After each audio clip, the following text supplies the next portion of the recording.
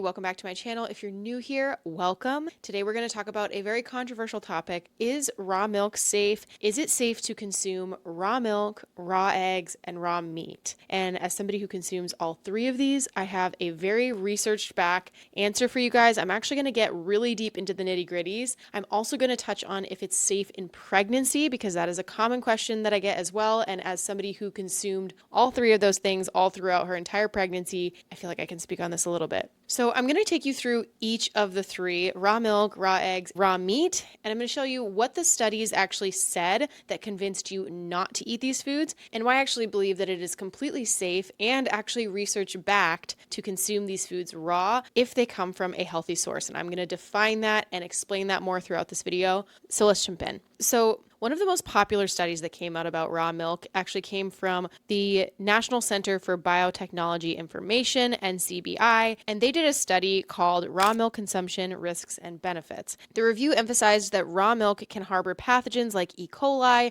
salmonella, and listeria, posing significant health risks, and it concludes that there is no substantial evidence supporting the benefits of raw milk as opposed to pasteurized milk. So that's one that we have so far. Their biggest argument is that it can harbor these bacteria. Now, the next study that I'm going to present is from the U.S. Food and Drug Administration, the FDA. They did a study called Raw Milk Misconceptions and the Danger of Raw Milk Consumption. The FDA outlines basically the dangers of consuming raw milk, citing multiple outbreaks of foodborne illnesses linked to its consumption. Many of these outbreaks were actually quite severe. People got very sick, and it was enough to convince people that we should not be drinking raw milk. It should be legal to sell it in a lot of states, and you shouldn't be able to even get it at a grocery store. Now, the biggest concern with raw milk is that it can harbor these pathogenic bacteria like E. coli and listeria. But here's the opposite side of the coin that I kind of want to point out here. When raw milk is consumed from sources that take hygiene into consideration, that treat their cows very well, that are feeding their cows the actual diet that they were designed to consume, it has actually been proven to be very safe. Something that the studies I just mentioned don't take into consideration at all is the variation in living conditions that cows across America experience. Some of them are happily grazing on pasture all day long and only eating grass, never stuck in dirty barns, always sanitized very properly. And others are packed into warehouses, never see the light of day, are eating corn and soy. They're already sick as it is. They're being injected constantly, and their environment actually harbors bacteria as it is, plus the butchering processes. So in 2019, there was a study published in Frontiers in Public Health that found that raw milk produced with good hygiene practices can meet safety standards. And there was another paper that was outlined that talks about the health benefits of raw milk and how pasteurization may destroy enzymes and beneficial bacteria. You guys, this is everything that I believe. You can see here that there's really polarizing views. And the problem that I'm seeing in the studies that claim that raw milk is so unsafe and that it harbors all sorts of bacteria is that they are not differentiating between the quality of living conditions, and they're not differentiating between the diet that the cows are eating, the health of those cows. And so very likely there's a wide variety, a wide spectrum here of what is considered safe and unsafe. And these standards have just been made kind of as a sweep across the board to make sure that everybody stays safe no matter what, because that's what standards are designed to do. And they don't really have a criteria for evaluating the living conditions, the quality of the living conditions of these cows. Just based off of that alone, obviously there's more data than what I'm mentioning here. You can see that I tend to prefer research that looks more deeply into the potential causes of the bacteria. I'm not actually just wanting to know whether cows' milk can harbor bacteria or not. I want to know what types of cows are harboring that bacteria. What is actually causing that to happen? Are there types of conditions that could be considered safe? And what are those, and how do you find them? And that's kind of beyond the scope of this video. You definitely should talk to your local farmers, but that's where I stand in knowing that I've consumed raw milk for years and years and years, and I've never had any issue with it, only ever benefits from it. And I literally cannot still tolerate the milk from the store, you guys. The lack of enzymes and probiotics really still will give me a stomach ache. There definitely is a difference, and as much as they would like to say there's no difference in the quality or the nutritional value, I think that's complete BS. And again, a lot of the studies that are talking about the nutritional content might not actually be narrowing in on the bacterial content and the enzyme content, which are the most important factors when it comes to actually actually digesting milk. So just because it has the same vitamins doesn't mean those vitamins can actually get assimilated because you don't have the enzymes. Hopefully that makes sense. Now, I want to move on to raw eggs because this is another really common controversial one. So let's start with the side that says that raw eggs are completely unsafe. You should never consume raw eggs. Let's actually look at the statistic of how frequently are eggs contracting commonly feared salmonella. So the FDA did a study called What You Need to Know About Egg Safety. The FDA was essentially warning consumers, saying that raw eggs could contain salmonella, recommending that cooking the eggs and even pasteurizing the eggs was the safest way to avoid any sort of contamination. So most of the eggs at the store are going to be pasteurized. They're going to be heated to some degree to kill off bacteria, which also kills off enzymes. This is why we like to get our eggs from local farms that don't do that. But on this side of the spectrum, they're saying that it could contain salmonella. Another study from the Cleveland Clinic called Is It Ever Safe to Eat Raw Eggs? They discussed the risk of consuming raw eggs and again, this potential for salmonella infection. This is actually documented. There have been outbreaks of salmonella from egg contamination. This article goes into, especially for vulnerable populations, to be sure that you're cooking the egg all the way through, making sure that there's nothing raw because that would cook off that salmonella bacteria. Now, how many eggs do you think are actually contaminated with salmonella every year? And I want you to just think about this. Like how often do you think this is actually happening? Because I think people think it's happening all the time. The CDC shows that the risk of illness from raw eggs is actually quite low. It is estimated at 1 in 20,000 eggs is contaminated. 20,000 eggs is a lot of eggs, you guys. And especially when we're already pasteurizing the eggs at the store, you would think the odds of actually contracting an illness from a raw egg would be pretty rare. I again think that this is a pretty broad generalization, 1 in 20,000 eggs. Okay, what are the 20,000 eggs that are being studied? Are they 20,000 factory farm eggs? Are they 20,000 farm fresh eggs? Are they 20,000 eggs from backyard chickens? Are they 20,000 eggs from across the board? Or like, what are we actually evaluating here? And the truth of the matter is when I looked and tried to find that data, it doesn't exist. And so as much as we can like throw out that number, 1 in 20,000, we actually don't know any of the quality of that. And I want to point out here that there actually are some really simple ways to check if your eggs are bad or not. And I can tell you this as somebody who has gotten bad eggs from my local farm before. Here's the first way to tell. You smell it and it smells rotten or off or something and you just don't want to eat it. That would be an instance where I would say don't eat the raw egg. If you are consuming raw eggs, a way to make sure that you can actually smell each of them would be to just crack it into a bowl, do a little sniff test, and if it's good, pass it on. If it's bad, throw in the trash. But another really great way to test this is to actually put the egg in water. If the egg floats, that means that the egg is bad. If the egg sinks, that means that it's good. If the egg floats, that's an indicator that there is some amount of bacteria because it would be off-gassing some sort of gas that would cause the egg to float to the top of the water. If you have backyard chickens or if you're getting your eggs from a local farmer, you can always do this test, especially if you've had eggs in the back of your fridge for a while and you don't know if they're still good. Go ahead and just test them and then smell them, and your body will actually be a really good indicator of whether they are good or not. Another thing that people don't really talk about is that you can actually get sick from eggs that have been cooked. They can have the bacteria in them even if they're cooked. And so this whole fear around just eating it raw, it really should kind of be more broad than that. It's actually any eggs that are cooked or not cooked can, I think, harbor any amount of bacteria. And a lot of bacteria, especially parasites, don't get killed by the heat process. And so just something to consider that if you fall in the camp where you just want to cook everything, I get it, but it's actually not always that effective. So now let's move on to raw meat.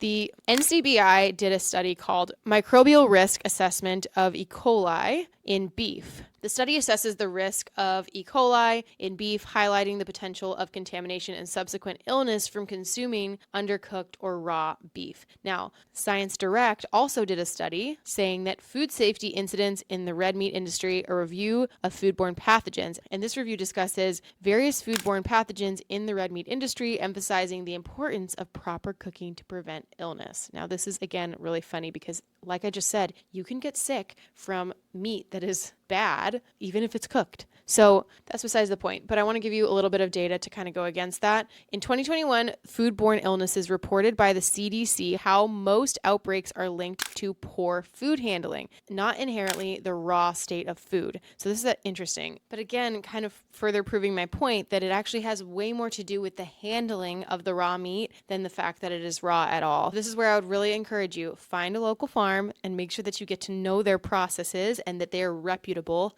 and they are known to really safely handle their meat. I'm going to have all of these linked in the description below so that you can go ahead and do your own research, but when you critically analyze these studies, there are 5 things that I think are really important that you need to take into consideration anytime you're looking at any research, but especially in this area that can be so fear-inducing. The first is the generalization of all data. Small-scale hygienic farms and large-scale factory farms, because the conditions the animals were raised in and how the products are handled play a significant role in how safe they actually are to consume. The second I'm finding is the lack of contextual factors. There's often a lack of comparison between the risks of consuming raw milk. Some studies do not actually account for the health of the animal and the cleanliness of the animal and the slaughtering process. Also, the storage conditions. All of these play a big impact on how many pathogens this product actually gets exposed to. There's also an absence of comparative risk analysis. I find a lot of times in these studies that just kind of blanket sweep. There's often a lack of comparison between the risks of consuming raw animal foods and the risks of consuming raw plant foods, such as leafy greens, which by the way have been linked to foodborne illness. Let me narrow in on that for a minute. According to the CDC, leafy greens are one of the top causes of foodborne illness outbreaks. One major E. coli outbreak in 2024 from lettuce sickened nearly 90 people. A 2013 review showed that produce, especially leafy greens, caused nearly twice as many foodborne illnesses as dairy. You guys, this is why the conversation shouldn't be raw equals dangerous. It should be about farming practices and the microbial exposure, because lettuce, spinach, sprouts, which many people are not warned about, are leaving people twice as sick. So again, I think there's not very much comparative risk analysis. Number 4 is that they're neglecting the potential benefits, which I talk about a lot here on my channel. While they're focusing on the risk, a lot of them are completely dismissing the benefits of these raw products, where the pasteurization process completely destroys all probiotic content, a lot of the enzymes. It makes it much more difficult to digest. Now, I'm not talking about like raw meat and stuff. I'm talking more on the milk. But when you look at the amount of people who are dairy intolerant, can't consume conventional dairy, and literally if they sip a glass of milk, they have a massive IBS flare, you kind of have to ask the question, are we so focused on the risks and not remembering that if 1 in 20,000 raw eggs are consumed, the rest of the almost 20,000 eggs are completely safe and have tons of benefits. And the last flaw I see is this population-specific recommendations. These recommendations are typically made for the entire population, no consideration of people's health status, their dietary needs, or their access to high-quality, safe, raw products. Given the fact that there are so many benefits to having raw products, for you to cut out these entire food groups saying that you can't have them raw when maybe that's actually the only thing that people could tolerate, it's kind of, in my head, I think it's very non-inclusive. And when you make these sweeping generalizations, you can actually leave people following them and not realizing that they are missing some of the nutrients that they actually really need. Okay, now I want to talk about pregnancy. And before I get into this, I am not a medical doctor. This should not be taken as medical information, but I'm going to say something that goes against pretty much all mainstream advice. I believe that raw foods are completely safe during pregnancy, as long as the source is clean and high quality. I personally consumed raw milk, raw eggs, raw beef liver throughout my entire pregnancy. And you guys, it was the only thing that kept me feeling good. I was picky about the quality. I wanted to make sure that it is good quality food. But when you find a farm that you trust, there really is not much to worry about. I want to just share a little blurb from the Weston A. Price Foundation's info on raw milk and raw foods. They say that the nutrients in raw animal foods like vitamin A, D, B12, choline, and enzymes are crucial during pregnancy and often reduced or destroyed by cooking or pasteurization. I'm going to leave the link to that whole article because it's really interesting, but I want you to understand that we live in a culture that has convinced you that it is safer to take a supplement form of these nutrients than the actual nutrients themselves in their raw, most bioavailable form. I think that is so wrong and completely backwards. And I think if we had our heads kind of screwed on right, we would notice that this is like not making any sense, you guys. I actually have to convince you that the lab-made thing that you're taking is not as good as the real thing that it was modeled after. Like Like, wouldn't you want the real thing? If you could find a trusted source, wouldn't you want to consume that? I want to talk about something that I think is even more powerful than making sure that your food is perfectly clean and doesn't have any pathogens and is really a great source that uses all the sanitation. And that is your gut microbiome. You're probably tired of hearing me say this, but your gut microbiome is actually your first line of defense against pathogens. If your gut is strong, it can actually handle exposure to most bacteria, even the so-called dangerous ones. And here's the other interesting thing is that E. coli, and there are plenty of other strains that people call pathogenic, they're actually just opportunistic, meaning that they can be both good and bad. They come in multiple different forms, the pathogenic form and the beneficial forms. And if your gut is resilient enough, very likely you will actually have certain small amounts of those pathogenic strains, those deadly strains of bacteria, and you will not even notice. It won't even be a problem for you. You have to have a balanced microbiome, though. That's key here. You actually have to have so much diversity and so much of the beneficial bacteria